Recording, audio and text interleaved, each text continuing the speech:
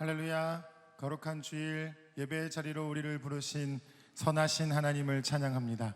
이제 모두 자리에서 일어나셔서 영원하신 삼위일체 하나님께 영과 진리로 예배하겠습니다.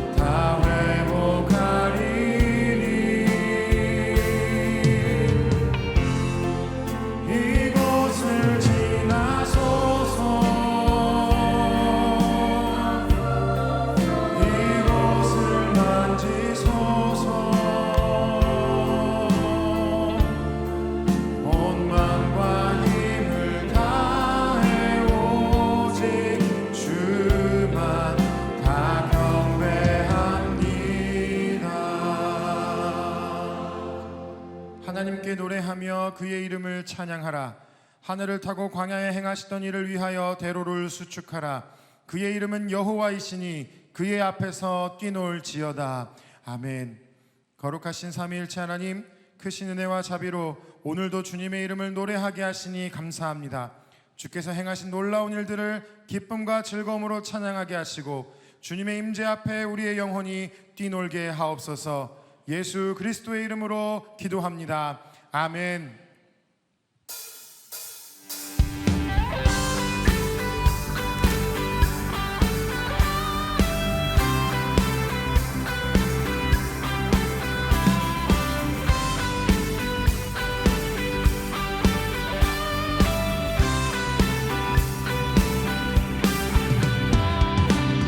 전능하신 주 놀라운 사랑 죄와 사망을 물리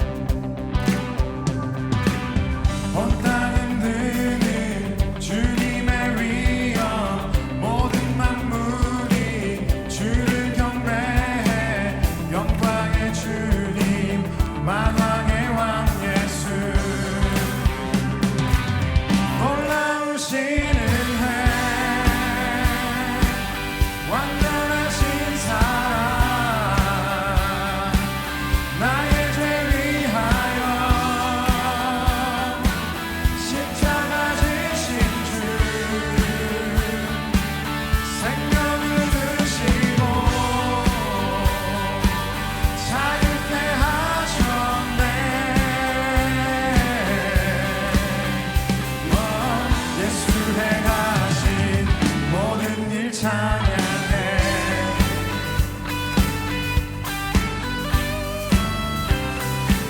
모든 문제를 다스리시는, 모든 문제를 다스리시는 고아된 우리 자녀 삼으신 영광의 주님, 만왕의 왕 예수, 공의와 진리로 다스리시며 태양보다 더 밝게 빛나는 영광의 주님, 만왕의 왕 예수. 놀라우시는 해, 완전하신 사랑, 나의 죄 위하여 십자가 지신 주, 생명을 주시고 자유케 하셨네. 예수 행하신 모든 일 찬양해. 죽임 당한 그 어린 양, 승리하신 왕 그 이름 예수. 죽임 당한 그 어린 양, 승리하신 왕 그 이름 예수. 죽임 당한 그 어린 양, 승리하신 왕 그 이름 예수. 죽임 당한 그 어린 양, 존귀 존귀 존귀여. 놀라우시는 해, 완전하신 사랑, 나의 죄 위하여 십자가 지신 주, 생명을 주시고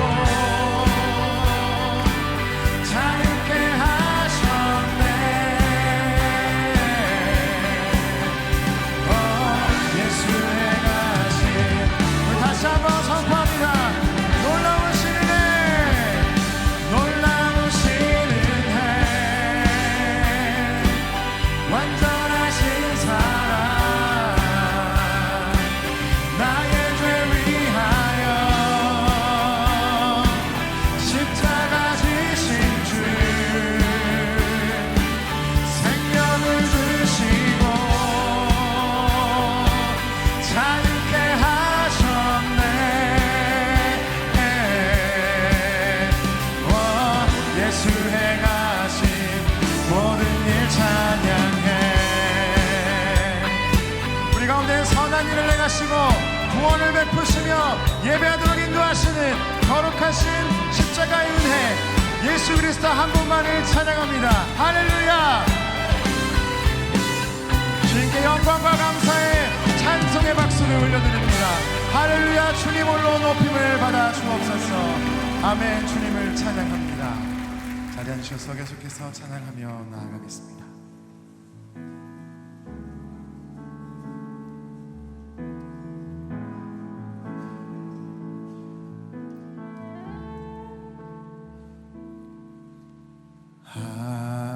하나님 어린 양 독생자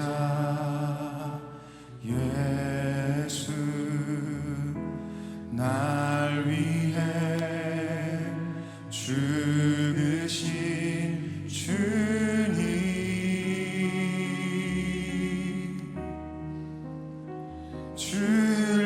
흘리신 그 보혈이 나의 죄를 정결케 하네.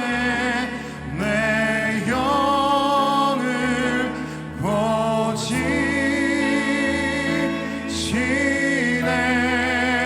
송축하리라.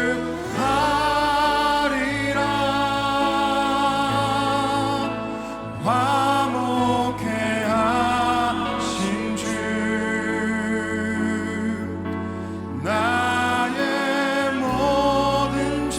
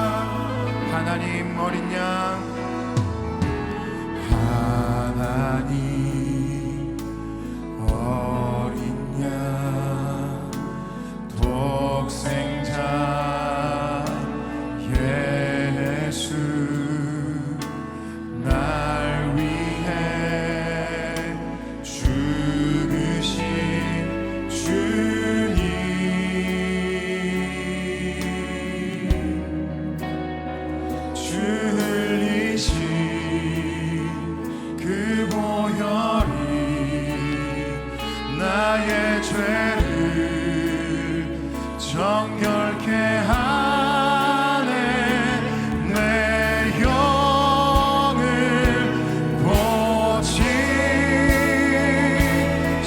고치시네 송축하리라 화목케 하신 주 나의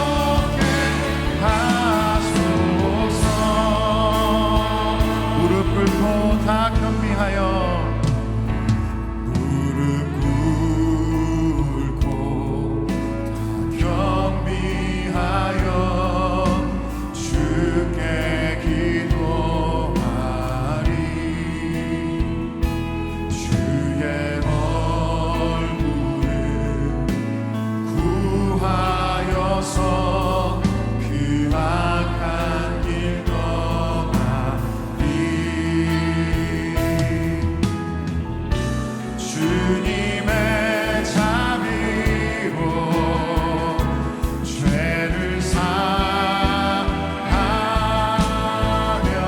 주님의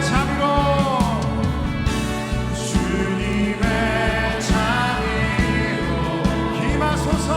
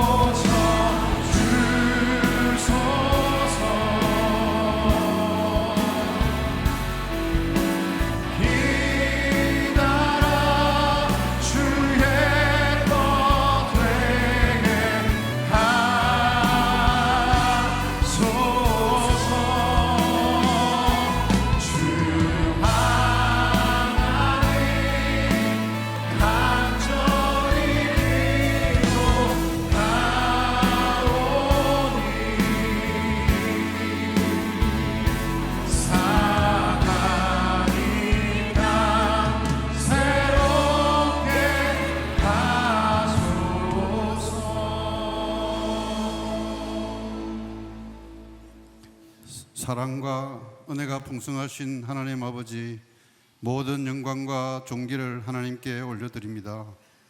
죄의 싹은 사망이요 하나님의 은사는 그리스도 예수 안에 있는 영생이니라. 영접하는 자 곧 그 이름을 믿는 자들에게는 하나님의 자녀가 되는 권세를 주셨으니 라는 말씀대로 우리가 믿음 안에서 천국 소망으로 기쁘게 일상을 살아가게 하심을 감사드립니다. 복된 주일을 맞아 이 시간 예배당에서 또 영상으로 하나님께 예배를 드립니다. 신령과 진정으로 예배 드릴 때 우리의 예배를 기쁘게 받아주시고 우리 모두 성령의 임재 속으로 온전히 충만하게 들어가게 하옵소서. 하나님 아버지, 지난 주간 우리는 그리스도인으로서 하나님의 자녀로 본이 되게 살려고 하였지만 저희가 부족하여 하나님의 자녀인 것을 잊어버리고 이생의 자랑과 욕심에 이끌려 인본주의로 살았던 어리석은 시간들이 있었음을 고백하며 주님 앞에 내려놓습니다. 이 시간 회개하오니 주님의 사랑으로 용서하시고 십자가 보혈로 우리의 몸과 영혼을 깨끗하게 씻어 주옵소서. 주님, 오늘날 저 지구 반대편의 선진국 영국에서조차 많은 낙태 수술이 시행되고 있습니다. 매 시간 28명의 태아가 영국에서 목숨을 잃는다고 합니다. 생명을 빼앗으려는 사탄의 속임을 세계인 모두 벗어나게 하시고 생명과 가정이 보호받아 하나님의 창조 질서 안에서 아이들을 양육하는 부모 되게 하옵소서. 하나님, 우리나라를 위하여 기도드립니다. 우리 민족이 하나님의 창조 질서를 따라 살게 하시고 이것을 거스리는 세력들은 사라지게 하옵소서. 이 땅에 지존하신 하나님의 공의가 영영히 서게 하옵소서. 강야와 같았던 우리나라에 140여 년 전 언더우드 아펜젤러 등 귀한 선교사님들을 이 땅에 보내셔서 많은 교회를 세우고 부흥케 하셔서 이제는 되돌려 복음을 세계에 전하는 선교 나라로 인도하시니 감사합니다. 우리나라를 세계 만방에 선교하는 나라로 더욱 쓰임받게 하시고 우리 민족에게 성령님을 넘치게 부어주셔서 가서 제자 삼는 주님의 사명을 능히 감동하도록 하옵소서. 특별히 북녘 땅의 교회를 위해 기도드립니다. 북한의 지하교회에서 숨죽여 기도하며 하나님을 찬양하는 그리스도인들을 기억하시며 그들의 생명과 안전을 지켜주시옵소서. 하나님의 때에 마음껏 주님께 예배드리는 날이 북녘 땅에도 찾아오게 하시옵소서. 그리하여 집단적 우상 숭배가 끝이 나고 속기 평화통일을 이루어 남과 북이 한 목소리로 하나님을 찬양하게 하시옵소서. 하나님 아버지, 액저 29의 비전으로 나아가는 우리 교회가 세상의 소금과 빛이 되게 하옵소서. 길, 진리, 생명 되신 예수님을 전하며 이웃과 지역사회, 나라와 민족, 열방을 살리는 교회로 쓰임받게 하옵소서. 주님이 맡겨주시는 시대적 사명을 잘 감당하는 교회 되게 하옵소서. 2023년 올해도 여러 가지 어려운 상황 가운데 국내의 공동체와 청장년 아웃리치 그리고 차세대 이런 캠프가 진행되고 있습니다. 어디든 주님같이 하여 주시고 계획된 모든 온누리 아웃리치 사역들이 하나님께 큰 영광 되게 하옵시고 은혜 중에 각 사역들이 놀랍게 열매 맺게 하옵소서. 오늘 이 시간 송도 컨벤시아에서 3일째 카운트다운 예배 선교 컨퍼런스가 열리고 있습니다. 많은 청년들이 은혜와 감동을 경험하며 진심으로 죄를 회개하며 믿음으로 결단하며 나아가는 시간으로 인도하옵소서. 내년 9월에 같은 장소에서 개최되는 4차 서울 노잔대회도 축복하시고 이 대회를 또 놀라운 세계 선교의 새 출발점이 되게 하시옵소서. 하나님 아버지, 이제 저희가 주님의 말씀을 듣습니다. 말씀 전하시는 이재훈 목사님의 입술을 통해 그 주시는 메시지가 우리의 나태한 영혼을 깨우고 절망한 심령은 위로하시며 병약한 육신은 강건케 하시는 하나님의 놀라운 능력이 나타나게 하시옵소서. 온누리 월십 콰이어와 찬양팀 그리고 예배를 섬기는 모든 주의 종들을 기억하여 주옵시고 예배를 온전히 올려드릴 때 주님 홀로 영광받아 주시옵소서. 존귀하신 예수님의 이름으로 기도하옵나이다. 아멘.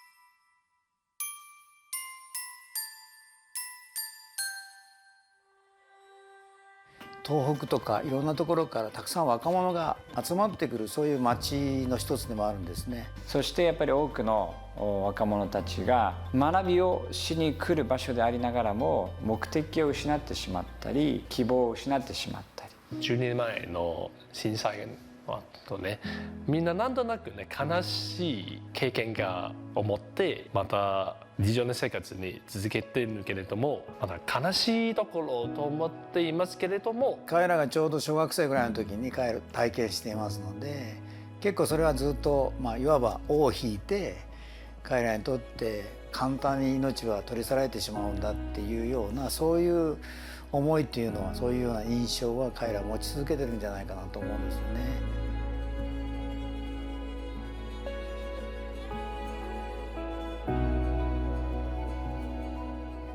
なんでこれが起こったのか、どうやって乗り越えていいのかっていうのをまだわからない方たちもまだたくさんいます。今の若い大学生の方たちが抱えている大きな問題は、やっぱり自分の存在の意味だったり、また何のために生きているのか。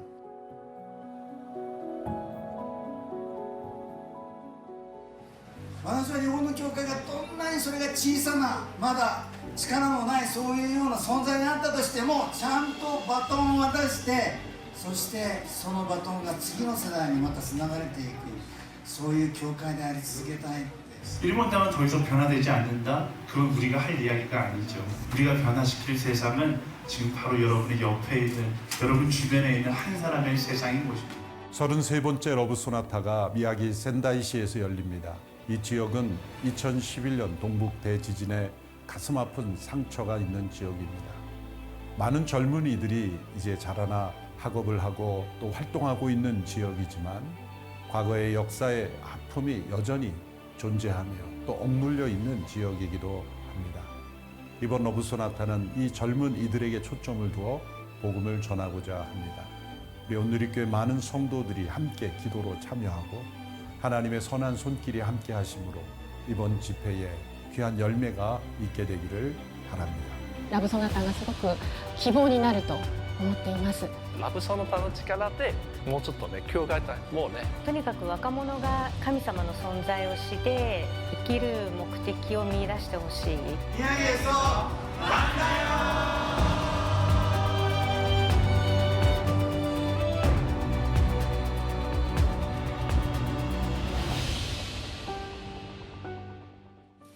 할렐루야. 우리 살아계신 하나님께 감사와 찬양과 영광의 박수 올려드리겠습니다. 이 시간 예배당에서 또 영상으로 예배하는 우리 성도님들 한 분 한 분에게 주님의 믿음과 소망과 사랑이 충만하기를 축복합니다. 우리 좌우에 계신 성도님들에게 이렇게 인사하며 교제하겠습니다. 예수님은 길과 진리 생명이십니다. 예수님은 길과 진리 생명이십니다. 우리 축복하며 함께 주님 앞에 나아갑니다.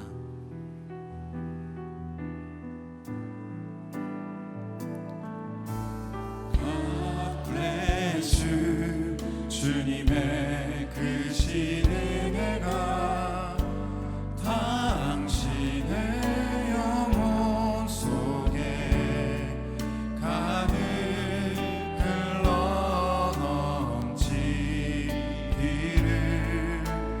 당신의 몸과 마음 붙드시며 행하는 그 모든 지키시며 보호하시고 참 기쁨이 언제나 넘치기를 축복하며 기도합니다. God bless you, God bless you, God bless you, God bless you. 축복해요, 축복해요, 축복해요, 축복해요. 아멘. 그 마음을 담아 서로에게 박수로 축복해 주십시오. 오늘 우리에게 주시는 하나님의 말씀은 창세기 3장 14절부터 24절까지입니다. 창세기 3장 14절부터 24절 교독하겠습니다. 여호와 하나님께서 뱀에게 말씀하셨습니다. 내가 이 일을 저질렀으니 너는 모든 가축과 모든 들짐승보다 더 저주를 받을 것이다. 배로 기어다니고 내가 사는 평생 동안 흙을 먹을 것이다. 내가 너와 여자 사이에 내 자손과 여자의 자손 사이에 증오심을 두리니 여자의 자손이 내 머리를 상하게 하고 너는 그의 발 뒤꿈치를 상하게 할 것이다. 여자에게 하나님께서 말씀하셨습니다. 내가 네게 임신의 수고로움을 크게 더할 것이니 내가 괴로움 속에서 자식을 낳을 것이다. 너는 남편을 지배하려 하나 그가 너를 다스릴 것이다. 이게 하나님께서 말씀하셨습니다. 내가 내 아내의 말을 듣고 내가 내게 명령해 먹지 말아라고 말한 나무의 열매를 먹었으니 너 때문에 땅이 저주를 받을 것이다. 내가 일평생 수고해야 땅에서 나는 것을 먹을 것이다. 땅은 내게 가시덤불과 엉겅퀴를 내고 너는 밭의 식물을 먹을 것이다. 내가 흙에서 죄졌으니 흙으로 돌아갈 때까지 내 얼굴에 땀이 흘러야 내가 음식을 먹을 것이다. 너는 흙이니 흙으로 돌아갈 것이다. 아담이 그의 아내를 하와라고 불렀는데 이는 그녀가 살아있는 모든 사람들의 어머니이기 때문입니다. 여호와 하나님께서 아담과 그 아내를 위해 가죽옷을 만들어 입히셨습니다. 여호와 하나님께서 말씀하셨습니다. 이 사람이 우리 가운데 하나같이 돼 선악을 알게 됐으니 이제 그가 손을 뻗어 생명나무 열매까지 따먹고 영원히 살게 되면 안 될 것이다. 여호와 하나님께서 그를 에덴 동산에서 내보내 그가 취해졌던 땅을 일구게 하셨습니다. 함께 읽겠습니다. 하나님께서 그 사람을 쫓아내시고 에덴 동산 동쪽에 그룹들과 회전하는 칼에 불꽃을 더 생명나무로 가는 길을 지키게 하셨습니다. 아멘. 이재현 담임 목사님께서 교회 소식과 가죽옷에 새겨진 사랑이라는 제목으로 말씀 전해 주시겠습니다. 지난 금요일에는 송도 컨벤시아에서 7.14 기도 대성회가 450여 개의 교회들이 함께 연합하여 기도 집회를 가졌습니다. 또 어제와 오늘은 카운트다운 집회가 진행됩니다. 우리 대학 청년들이 헌신하여 하나님 앞에 나아갈 수 있도록 기도해 주시고 또 오후 저녁 함께 하실 분들은 송도 컨벤시아로 가셔서 참석하실 수가 있겠습니다. 영상으로 보신 것처럼 33번째 러브 소나타가 센다이에서 열립니다. 러브 소나타는 코로나 기간 중에도 영상을 화상을 통해서도 계속 이어질 만큼 일본 성도들이 전도에 대한 열정을 끊이지 않고 이어가고 있는 전도 집회입니다. 센다이 지역은 대지진이 일어났던 지역으로 많은 젊은이들의 부모님들이 그 지진 때 실종되거나 또 상실되는 아픔이 있었던 지역이기에 더 중요한 지역입니다. 많은 일본 젊은이들이 주께로 돌아올 수 있도록 기도해 주시기 바라고요. 함께 참여하기 원하는 분들은 로비에서 신청을 받을 수가 있겠습니다. 국내외 여름 아웃리치가 진행 중에 있습니다. 5천여 명의 우리 성도들이 함께 여러 곳에 흩어져서 선교 봉사 아웃리치를 진행합니다. 이를 위해서도 기도해 주시고 안전하게 성령 충만하게 진행될 수 있도록 기도해 주시기 바랍니다. 나라와 민족을 위해서 함께 기도드립니다. 계속해서 들려오는 가슴 아픈 소식들이 있습니다. 어린 생명들을 버리고 심지어 친부모가 죽이는 끔찍한 일들이 이 나라 가운데 일어나고 있습니다. 마약이 범람해지고 있습니다. 하나님의 창조 질서를 무너뜨리는 이념의 흐름들이 계속 들어오고 있습니다. 주님, 이 나라 민족을 지켜 주시옵소서.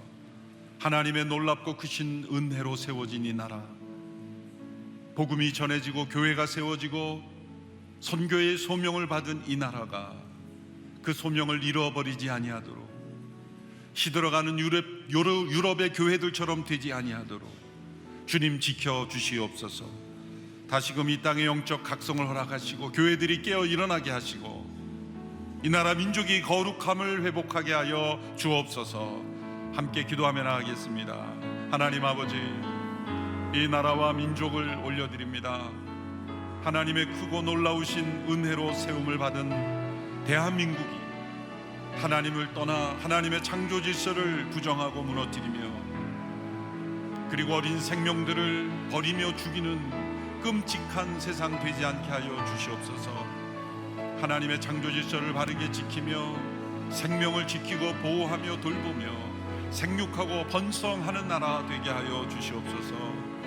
이 나라 민족에 만연해가는 거짓과 부정, 음란과 악도, 헛된 우상과 탐심의 죄악을 회개하며 마약이 범람하고 있는 이 상황을 주님 긍휼히 여겨주시고 막아주시고, 온 교회가 함께 기도로 깨어 일어나 우리의 자녀들을 지키고 사회를 지키고 이 나라 민족을 지키게 하여 주시옵소서.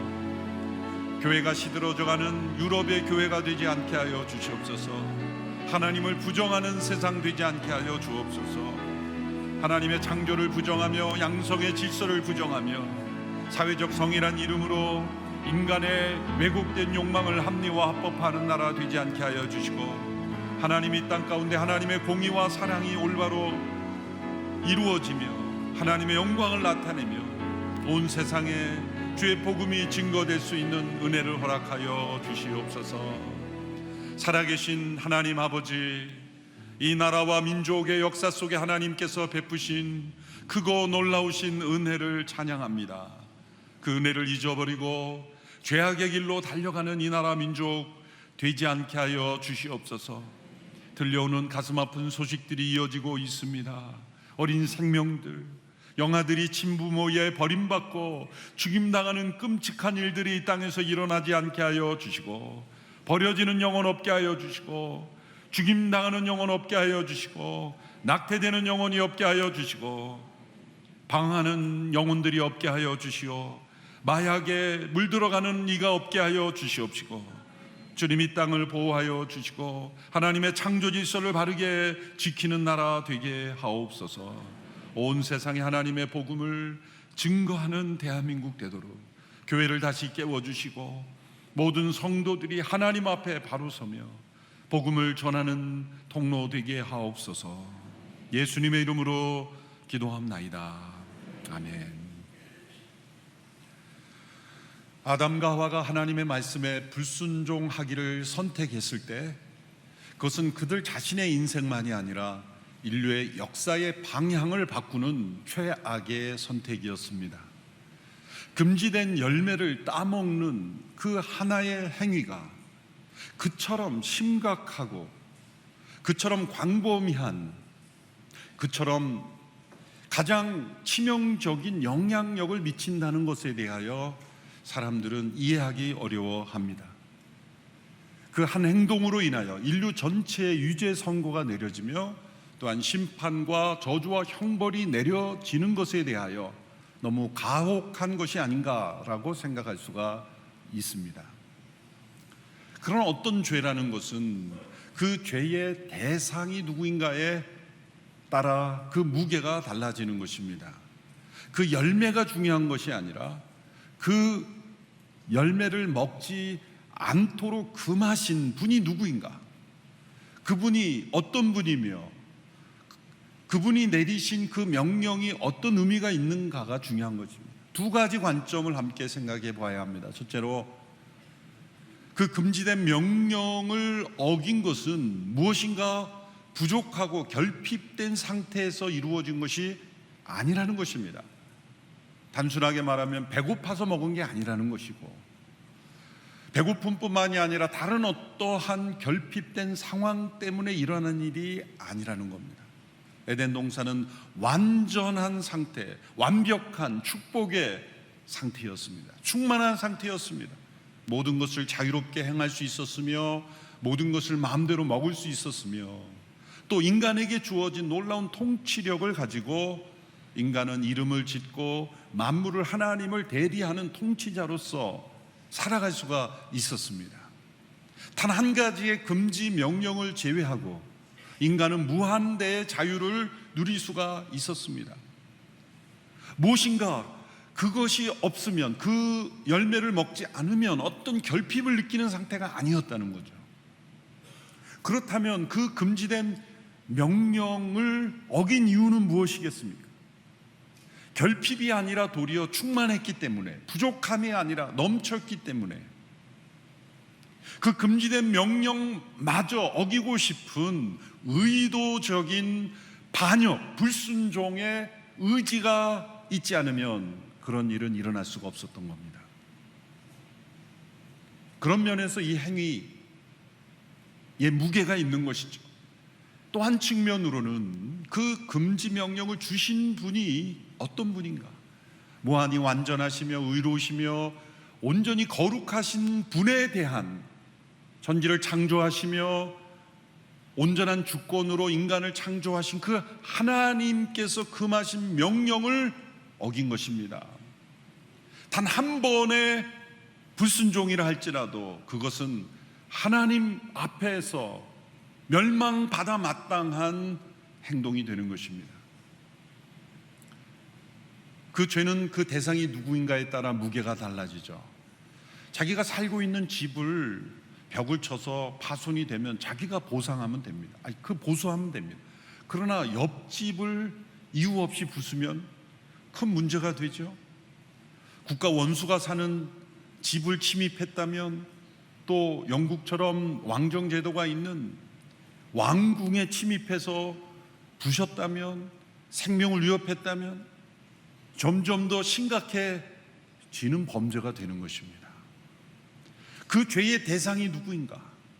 천지를 창조하시며 완전한 주권을 가지며 온전한 거룩하신을 무한하시며 영원하신 하나님 앞에, 모든 축복을 부어주신 하나님 앞에 그분께 대항한 행위이기에 단 한 번의 행위이지만 그것은 형벌받아 마땅한 죄가 되는 것이고, 모든 관계를 무너뜨리는 중대한 영향력을 미치게 되는 것이죠. 단 한 번인데요? 아니죠. 단 한 번의 행위이기에 중요한 것입니다. 여러분이 병원에서 치료를 받는데 수혈이 필요한 상태인데 간호사분이 피를 가져왔는데 피가 없어서 부득이하게 아주 소량이지만 0.00001%의 에이즈균이 있는 피를 가져왔지만 양해하시기 바랍니다. 있을 수 있습니까? 완전해야 되는 영역이 있는 거죠. 깨끗해야 되는 영역이 있는 겁니다. 살아계신 하나님 앞에서는 그 어떠한 단 한 번의 행위도 불순종이 있을 수 없는 겁니다. 그것이 없을 수 있도록 모든 풍요함과 부요함과 축복을 주셨기 때문에, 어떠한 결핍된 상태에서 불가피하게 그런 일이 있을 수 있는 환경이란 존재하지 않았기 때문에 이것은 의지적 불순종이요 의도적인 반역이기 때문에 중요한 것입니다. 그럼 하나님 왜 사단과 악이 먼저 존재하도록 허용하셨습니까? 인간이 타락하지 않도록 원천을 제거하면 되지 않았습니까? 지난주에 본문에서 그 내용을 제가 양재 설교할 때 설교했습니다마는, 이런 질문을 던지는 분들은 대개 정말 그 알고 싶어서가 아니라 자신 안에 있는 악에 대한 책임을 전가하고 싶어서, 변명하고 싶어, 심지어는 하나님 책임이라고 그렇게 하나님께 책임을 떠넘기고 싶어서 하는 질문인 경우가 많습니다. 지난주 본문과 오늘 본문 창세기 3장의 말씀을 통해서 하나님은 사단과 악을 무작정 허용하시는 것이 아니라는 것을 알려줍니다. 하나님의 전능하신 능력으로 완전히 사단과 악을 통제하고 계시며, 그런 하나님의 계획과 섭리 가운데에서 일시적인 허용을 하셨을 뿐이며, 그 허용이 방임이나 끌려가시는 것이 아니라 하나님은 모든 것을 하나님의 영광을 위하여 하나님의 승리를 나타내시며 놀라운 구원의 역사로 사용하실 것을 말씀하셨습니다.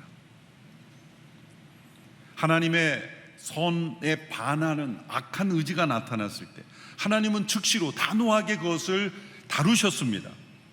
원하셨다면 바로 그 순간에 없애버리실 수도 있었을 겁니다. 그런데 왜 하나님은 단번에 끝장내지 않으셨을까요? 사단이 들어갈 무저갱, 곧 지옥은 하나님은 만드셨고 사단은 그곳에 들어갈 겁니다.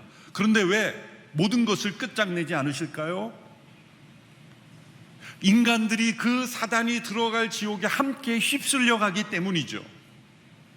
하나님은 사단과 악을 일시적으로 허용하시지만 그 일시적인 허용은 우리가 지금 거하고 있는 이 시간이라는 제한 속에 허용됐을 뿐입니다. 영혼과 영혼 사이에, 영원한 과거와 영원한 미래, 영혼이라는 단어 속에 과거와 미래를 붙이는 것조차도 오류가 있을 수 있지만 이 영혼과 영혼 사이에 있는 제한된 시간 속에서만 허용된 것입니다. 그런데 영혼이라는 기준 앞에 보면 우리가 아무리 오랜 인류의 역사가 있다 할지라도 그 영혼 앞에서는 한 점과 같을 뿐입니다. 하나님의 영혼이라는 그 기준 앞에서 이 우리의 일시적인 시간 속에서만 하나님은 이 사단과 악의 활동을 허용할 뿐입니다. 그 기간 동안에 하나님은 무엇을 하실까요? 내버려 두시는 게 아닙니다. 하나님은 일하고 계시는데, 하나님은 하나님의 자녀들을 만들고 계십니다. 타락 이전에 죄가 없던 인간들이 누렸던 것과 비교할 수 없는 영광과 높은 지위와 능력으로 하나님을 영화롭게 하고 하나님께 예배드리고 하나님의 뜻에 순종하는 하나님의 자녀들을 하나님은 만들고 계신다는 거예요. 그 하나님의 자녀들은 사단과 악이 세상을 반역의 세상으로 만들었지만 십자가와 부활의 능력을 통하여 구속받은 하나님의 자녀들이기에 뒷부분에 말씀드리겠지만 타락 이전과 비교할 수 없는 놀라운 하나님의 영광을 나타내고 그 은혜를 깊이 체험하고 하나님의 뜻을 순종하기를 기뻐하는 하나님의 자녀들을 하나님은 만들고 계시다는 거예요. 이 하나님의 자녀들은 결코 사단과 악을 단번에 멸망시키셨다면 결코 태어나지 않았을 하나님의 자녀들이죠. 하나님은 언젠가 반역한 무리들, 사단과 악의 세력들, 불순종하는 이들을 완전히 심판하실 것입니다. 그때까지 하나님이 제한적으로 허용하시는 것, 그 가운데 하나님은 한 영혼이라도 더 구원에 이르기를 기다리시고 천년을 하루처럼, 하루를 천년처럼 기다리시는 인내하심으로 또한 그 인내 가운데 구원을 행하시며 하나님의 자녀들을 새 창조하고 계시다는 거예요. 그래서 하나님은 타락한 아담과 하와에게 찾아오시고 그들에게 질문하셨습니다. 아담과 하와가 타락했을 때 하나님은 질문으로 그들을 찾아오셨어요. 질문한다는 것, 그 질문은 물론 책임을 추궁하는 겁니다. 책임을 추궁하며 질문하신 것은 하나님께서 회복하고자 하는 의지가 있으시다는 겁니다. 아담에게 질문하셨습니다. 아담아, 내가 어디 있느냐? 어디 있는지 몰라서 물으시는 게 아니라 아담의 영적 현주소를 질문하시는 겁니다. 죄인을 호출하는 심판자의 호출이 아니라 잃어버린 자녀를 찾는 안타까운 부모의 부르짖음입니다. 또한 공의를 결코 용납할 수 없는 거룩하신 창조주의 부르심입니다. 물론 아담은 변명했습니다. 하나님이 주신 여자가 먹으라고 해서 먹었습니다. 책임을 전가했지만 하나님은 그 질문을 통해 우리 인간을 찾아오십니다. 여자에게 질문하셨습니다. 내가 어찌하여 이런 일을 행하였느냐? 여자도 변명했습니다. 뱀이 꿰어서 먹게 되었습니다. 아담과 여자에게 질문하신 이 두 가지 질문은 오늘 이 시대까지도 하나님은 계속해서 질문하고 찾아오십니다. 내가 어디 있느냐? 어찌하여 일을 행하였느냐? 때로 우리의 양심을 통하여 또 어떤 사건을 통하여 하나님의 말씀을 통하여 하나님은 지금도 하나님을 떠난 불순종한 영혼들을 찾고 질문하고 계십니다. 내가 어디 있느냐? 어찌하여 이런 일을 행했느냐? 하나님은 이런 질문으로 찾아오십니다. 뱀에게는 질문하지 않으셨어요. 뱀에게는 어찌하여 너가 이렇게 인간을 꿰어 넘어가게 했느냐? 사단에게 하나님은 책임 추궁하지 않으십니다. 그에게는 심판만 예비되어 있을 뿐입니다. 이미 지옥이 예비되어 있습니다. 마틴 루터는 이렇게 말합니다. 하나님께서 아담과 하와에게 질문하셨던 것처럼 뱀에게 질문하지 않으셨던 이유는 사단에게는 용서받을 기회가 주어져 있지 않기 때문이다. 사단은 멸망의 대상일 뿐이지 회복의 대상이 아닙니다. 그러므로 하나님은 질문하지 않으셨고 그에게 책임조차 추궁하지 않으셨습니다. 그러므로 하나님도 질문하지 않고 하나님도 대화하지 않으시는 사단을 향하여 대화하지 말라는 거예요. 사단은 회복의 대상이 아니기 때문이죠. 사단을 회복시키려 하지 마십시오. 질문도 하지 마십시오. 대화도 하지 마십시오. 왜냐하면 우리가 멸망되는 길이기 때문이죠. 내어 쫓을 대상이며 대적할 대상일 뿐인 것입니다.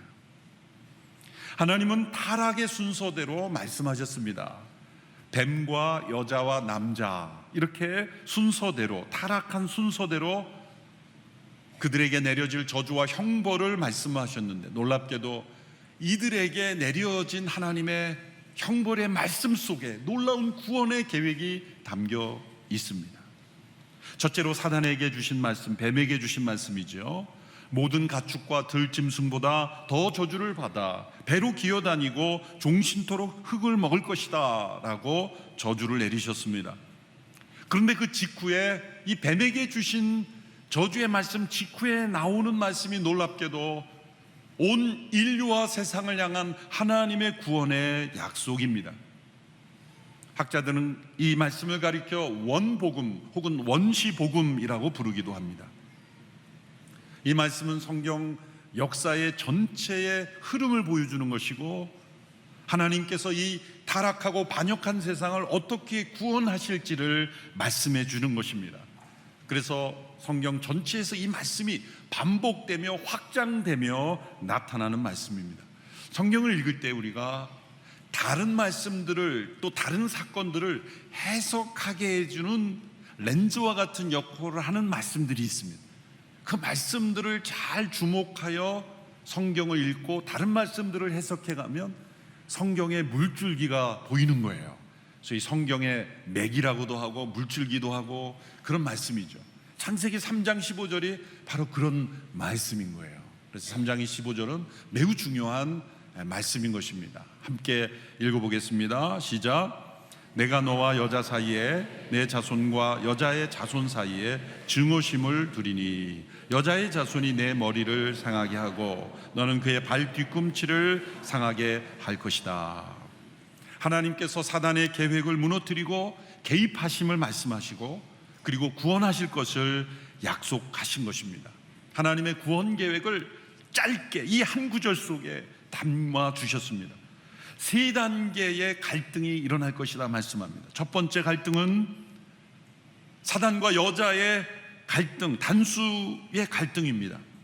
하나님께서 미움을 만드셨다고 말합니다. 증오심을 두리니 하나님께서 창조하신 거룩한 증오심이 있다는 거예요.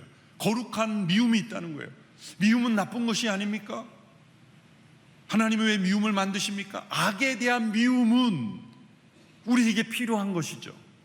그래서 하나님께서 악한 세상에 휩쓸려 가지 아니하고 우리의 마음속에 하나님으로부터 오는 거룩한 분노, 거룩한 의협심, 또 거룩한 미움을 통해 그것에 저항하는 마음을 만들어 주신다는 거예요.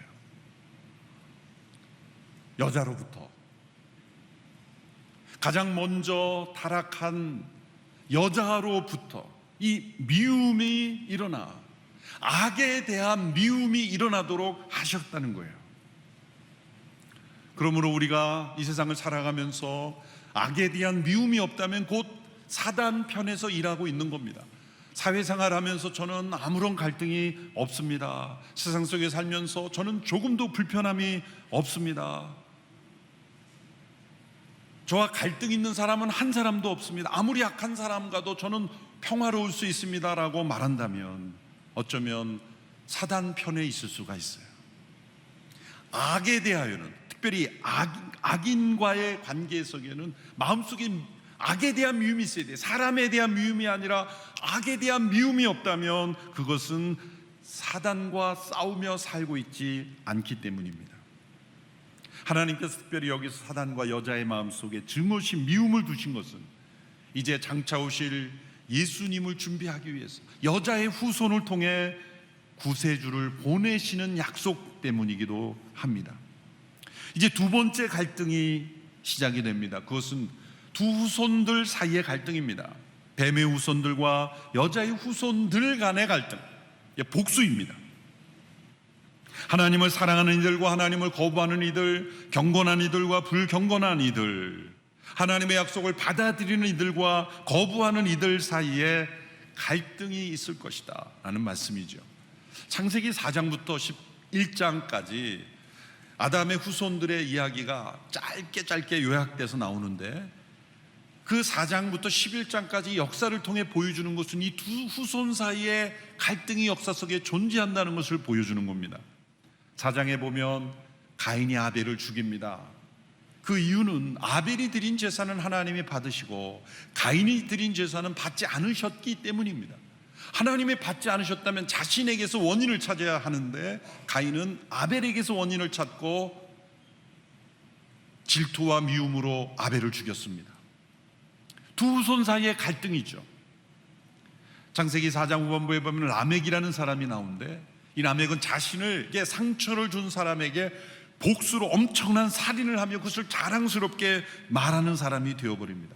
점점 이 악의 세력이 사람을 통해서 경건한 이들, 하나님 편에 서는 이들을 죽이고 해치는 이 흐름들이 나타납니다. 창세기 6장에 보면 사람들이 생각이 모든 계획이 악할 뿐임을 말씀하시고 홍수심판이 일어나죠. 홍수심판이 끝난 이후에 창세기 11장에 보면 바벨에서 탑을 쌓고 하나님을 대적하는 사람들이 등장합니다. 이렇게 끊임없이 역사 속에 타락한 상태에서, 하나님을 등진 상태에서 경건한 후손들을 멸시하며 미워하며 핍박하며 악의 흐름으로 가는 이들이 있다는 거예요. 또 한 흐름이 나타납니다. 창세기 4장에 보면 죽은 아벨을 대신하여 하나님께서 주신 아들이 셋입니다. 셋의 후손들이 비로소 여호와의 이름을 불렀다. 그것은 단지 이름을 불렀다는 게 아니라 예배자들이 되었다, 그런 뜻이죠. 5장에 보면 에녹이라는 사람이 나옵니다. 그가 300년 동안 하나님과 동행하였다고 나옵니다. 죽음을 보지 않고 옮겼다고 말합니다. 그렇게 된 계기가 있습니다. 그러니까 65세에 하나님의 계시를 받습니다. 그것은 장차 올 심판의 계시입니다.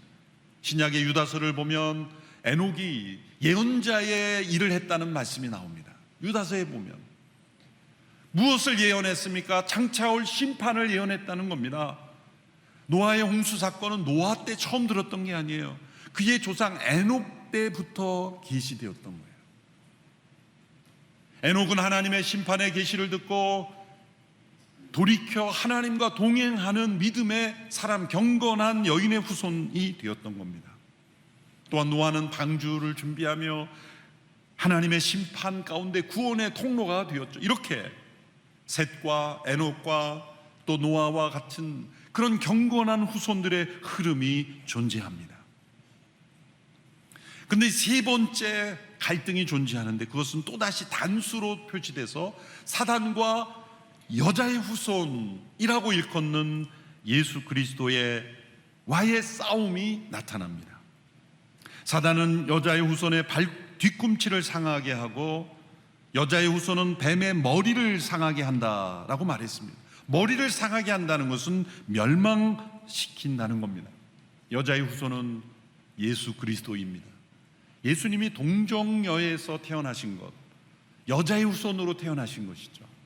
그것은 첫째 아담 안에서 태어난 원죄를 타고난 모든 죄인과 달리 유일하게 죄가 없이 오염되지 않은 성령으로 잉태된, 그러나 사람으로 태어나셔야 했기에 여인의 몸을 통해 태어났지만 첫째 아담 안에서 태어난 남자의 후손이 아닌 여자의 후손을 통해서 죄 없이 태어난 하나님의 아들, 완전한 사람이시며 완전한 하나님의 아들이신 예수 그리스도, 그분은 여자의 후손으로 태어나신 것이죠. 사단은 여자를 먼저 넘어뜨림으로 인류를 멸망시키고 반란을 시작했지만, 하나님은 여자를 통해서 하나님은 구속의 놀라운 일을 이루신 것이죠. 사단은 여자의 후손으로 오시는 예수 그리스도를 공격하기 위해서 조상 때부터, 하나님이 이 여자의 후손을 준비할 때부터 공격했어요. 창세기 3장 15절의 말씀을 사단이 들었을 때 역사 속에 얼마나 많은 일을 행했겠습니까? 구약 역사를 보면 하나님께서 아브라함을 택하시고 그의 다윗, 그 후손들을 통해서 역사할 때 그 많은 이방 민족들, 강대국들로부터 보호하시고, 때로는 포로로 잡혀갔지만 다시 돌아오게 하시고, 모든 전쟁에서 승리하게 하신 놀라운 일들을 보면서 이스라엘 사람들은 우리가 뛰어나서, 우리 민족이 잘나서, 우리 민족의 우수성 때문에 그렇게 됐다고 착각합니다. 그것이 아니죠. 그것은 여자의 후손으로 오시는 분이 하나님이 택한 아브라함과 다윗의 후손으로 오시기 때문에, 하나님이 그 민족과의 혈통 가운데 태어나는 여자의 후손을 보호하기 위해서 하나님은 그 민족과 함께 하셨던 거예요. 예수님이 태어났을 때 베들레헴의 2살 아래 아기를 다 죽이라고 하신 헤롯, 사단의 영역에 속한 인간이었죠. 얼마나 많은 아기들이 죽임을 당했습니까? 예수님을 죽이려고 한 거죠. 예수님이 살아났을 때도 청소년, 성인에 이르기까지 얼마나 많은 유혹과 시험을 했겠습니까? 그러나 예수님은 시험에 넘어가지 않으셨어요. 결국 유대 지도자들과 빌라도와 같은 권력자들을 통해서 예수님을 십자가에 못 박아 죽였지만, 그래서 사단은 내가 승리했다라고 착각했지만, 하나님은 죽음 가운데 있는 그리스도를 다시 살리셔서 부활하심으로 하나님의 능력을 나타내시고, 그리고 예수님을 십자가로 내몬 그 사단의 머리를 부심으로써 승리하신 것입니다. 뱀의 머리를 상하게 하시는 사건을 십자가에서 이루신 것입니다. 해머를 들고 있는 사람의 발뒤꿈치를 뱀이 물었다면 그건 곧 죽음이죠. 사단이 예수님을 십자가에 내몬 그 사건을 통해서 놀랍게도 하나님은 뱀의 머리를 내리치시는 승리를 이루신 겁니다. 사단이 그것을 예측하지 못했던 이유는 뭡니까? 사단의 사전에는 자기 희생이란 없기 때문이에요. 사단의 용어에는 자기 헌신이란 존재하지 않기 때문이죠. 그러므로 육신이 되어 이 땅에 오신 예수 그리스도 안에서 당신 자신의 희생으로 죄인된 인간을 용서하시고, 그 희생을 통하여 우리를 다시 살리시고 부활하심으로 우리를 영원히 살게 하시는 그 하나님의 계획은 사단이 상상할 수 없었던 거예요. 예수님을 죽이면 끝난 줄 알았습니다. 그러나 예수님께 드린 상처는 발 뒤꿈치의 상처밖에 되지 않았습니다. 부활하신 예수님께서 그 손과 발에 허리에 찔린 상처를 남겨두신 까닭은 도마 같은 의심 있는 사람들을 확신을 주기 위해서기도 하지만, 영원한 나라에서 사단, 창세기 3장 15절의 말씀대로 사단의 머리를 상하게 하신 분이 사단으로부터는 상처밖에 입지 않았다는 것을 보여주기 위해서 상처를 남겨주신 것입니다. 여인에게 또 말씀하십니다. 저주와 형벌이 내려지는 것은 잉태하는 고통이 크게 더해진다고 말했습니다. 출산의 과정 속에 큰 고통이 임한다는 거죠. 두 번째는 남편을 지배하려 하나 남편이 다스린다라는 말씀입니다. 개정 번역에서는 너는 남편을 원하고 이렇게 번역을 했어요. 그 앞선 번역인 개역 성경에서는 너는 남편을 사모하고 이렇게 되어 있어요. 근데 사모라는 말은 긍정적인 단어로 해석이 되죠. 당연히 남편을 사모하고 흠모하죠. 직장에서 퇴근하는 남편을 기다리는 흠모하는 마음, 그러고 해석할 수 있기 때문에 번역을 바꾼 거예요. 왜? 그런 사모가 아니기 때문이에요. 긍정적인 의미가 아니라 부정적인 의미가 있는 거예요. 개정 번역에서도 원하고 이렇게 했는데 그것도 애매한 거예요. 영어 번역에는 그냥 desire 이렇게 돼 있는데 원래 의미는 뭐냐면 우리말 성경이 번역을 잘한 거예요. 지배하려 하나, 지배하려 하나. 영어로 표현하면 manipulation 뭐 이런 의미가 되겠죠. 좌지우지하려는 거예요. 남편을 과도하게 의존할 뿐만 아니라 지배하려는 욕망이 여인에게 있다는 거예요. 남편의 권위를 부정하려고는 그러한 욕망이 있는 거예요. 그럼 남편은 가만히 있느냐? 그렇지 않죠. 가만히 안 있는다는 거예요. 가만히 있는 것 같지만 결코 가만히 안 있다는 거예요. 말을 안 하고 있지만 속에 칼을 갈다가 언젠가 그 칼을 꺼내서 강제적으로 강압적으로 다스리게 될 거다. 그러니까 이거는 뭐예요? 권력 다툼이라는 거예요. 한 번쯤 부부 싸움 해보셨잖아요. 한참 싸우고 나면 아, 권력 싸움이구나 라는 걸 알게 되죠. 부부간에 이렇게 서로 사랑과 섬김과 나눔과 희생이 아닌 서로 지배하려는 그러한 관계의 고통이 바로 죄의 결과라는 거예요. 남자들에게도 저주와 형벌이 내려집니다. 종신토록 수고할 때 얼굴에 땀이 흘러야 되고 땅이 가시덤불과 엉겅퀴를 해요. 죽음에 이르는 노동을 해야 되며 스트레스를 받아야 되며 자연과의 조화가 깨어지며 자연의 반역을 몸으로 느끼게 된다는 거예요. 근데 하나님께서 이렇게 타락한 인류에게 은혜로 조치해 주신 두 가지가 있습니다. 첫째로 타락한 인간들에게 하나님은 가죽옷을 입혀 주셨습니다. 3장 21절의 말씀을 보십시오. 같이 읽겠습니다. 시작. 여호와 하나님께서 아담과 그 아내를 위해서 가죽옷을 만들어 입히셨습니다. 하나님이 부르셨지만 두려워 피하고 숨고 부끄러움과 수치심과 두려움 속에 있는 인간들에게 하나님은 가죽옷을 만들어 입히셨습니다. 왜 가죽옷입니까?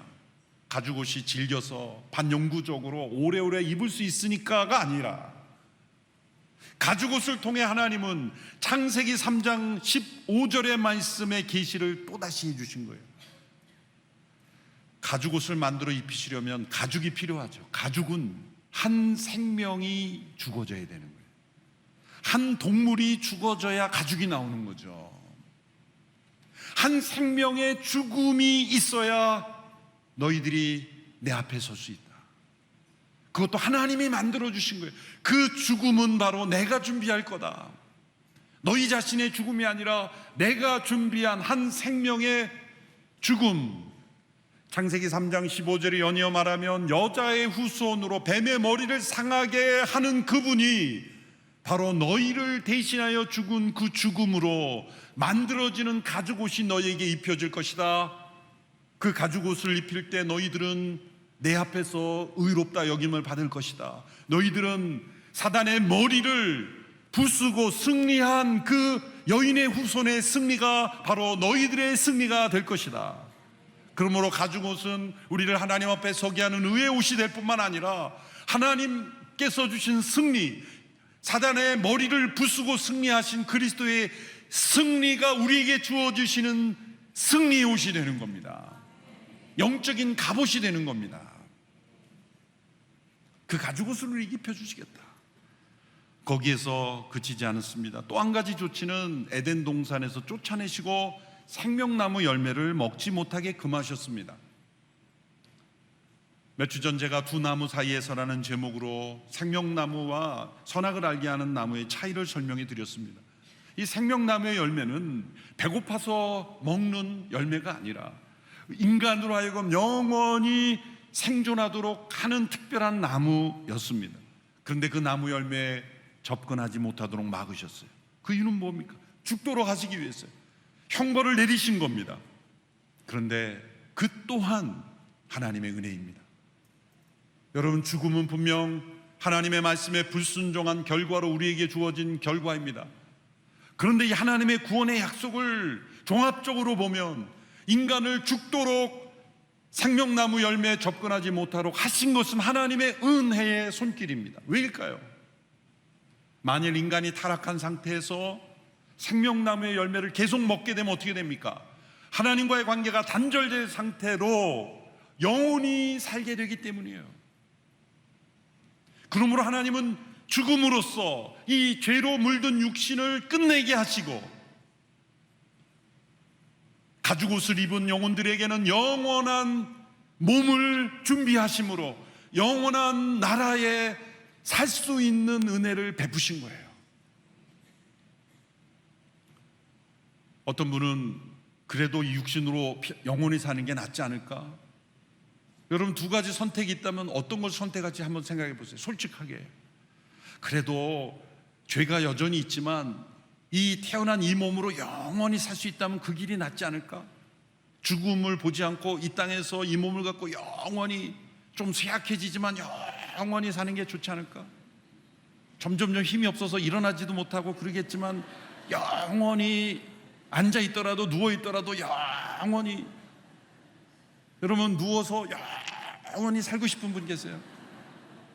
네? 어떻게 생각하세요? 점점 쇠약해지긴 하겠지만 숨은 끊어지지 않고 영원히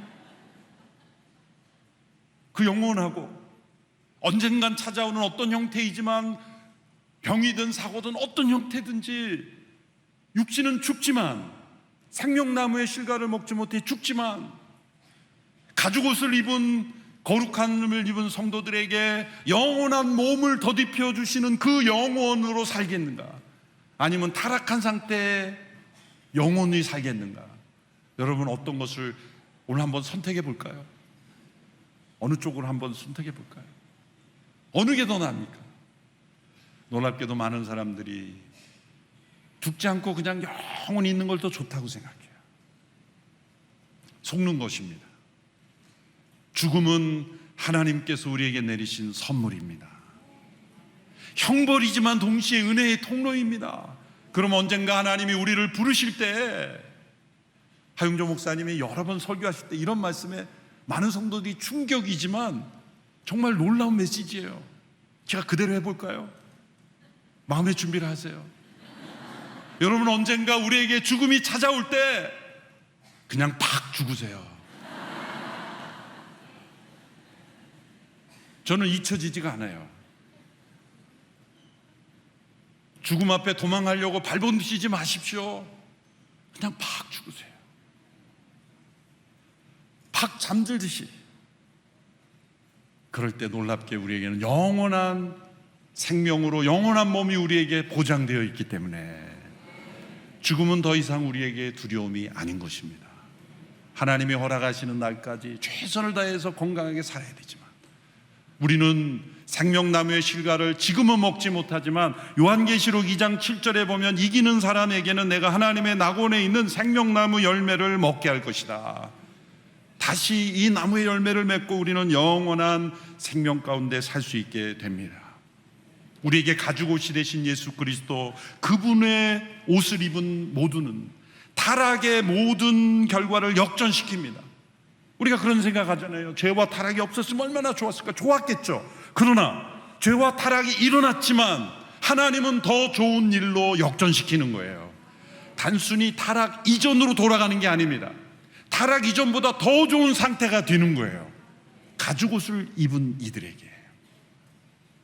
죄가 없었을 때보다 죄를 지었지만 구속함을 받아 가죽옷을 입은 자들에게는 죄가 없을 때보다 더 좋은 상태가 되는 거예요. 비교해 볼까요?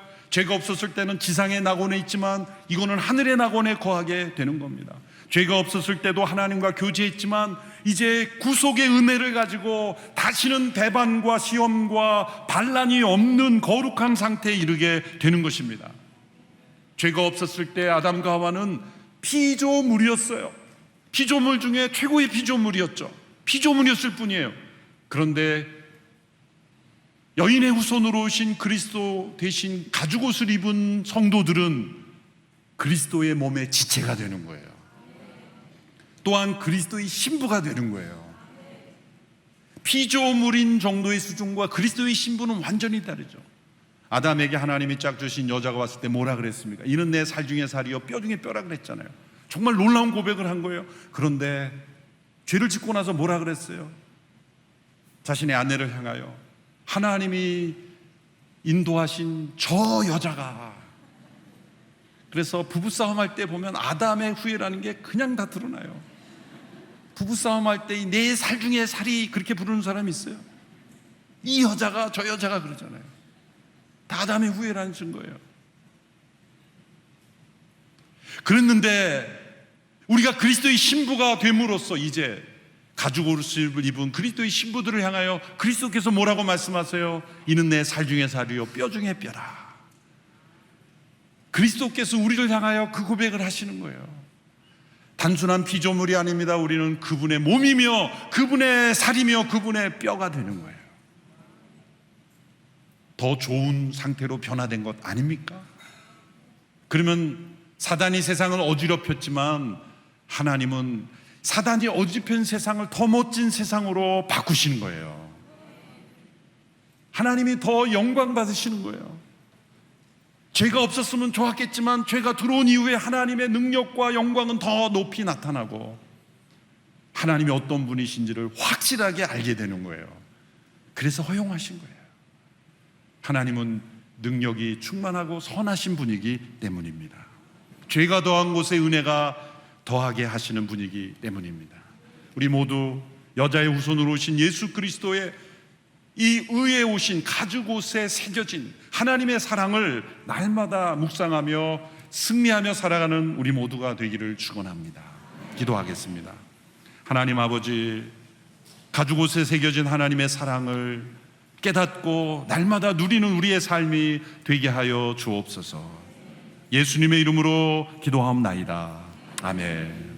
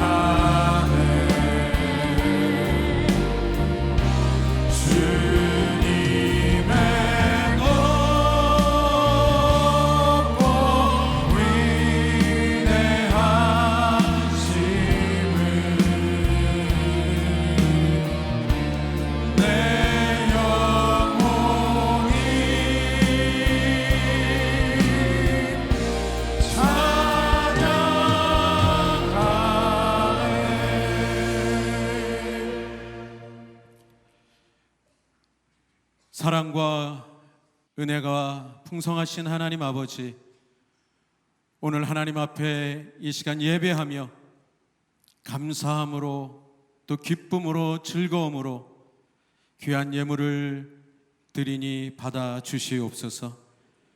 우리에게 허락하신 모든 것이 오직 하나님께서 우리에게 복 주신 것이며 또 우리로 하여금 하나님 나라와 영광을 위해 살아갈 수 있도록 주신 것을 믿음으로 고백하며 드리오니 드려진 예물이 하나님 나라와 하나님 영광과 예수 그리스도의 복음이 증거되어지는 곳에 쓰여질 수 있도록 기름 부으시고 축복하여 주시옵소서.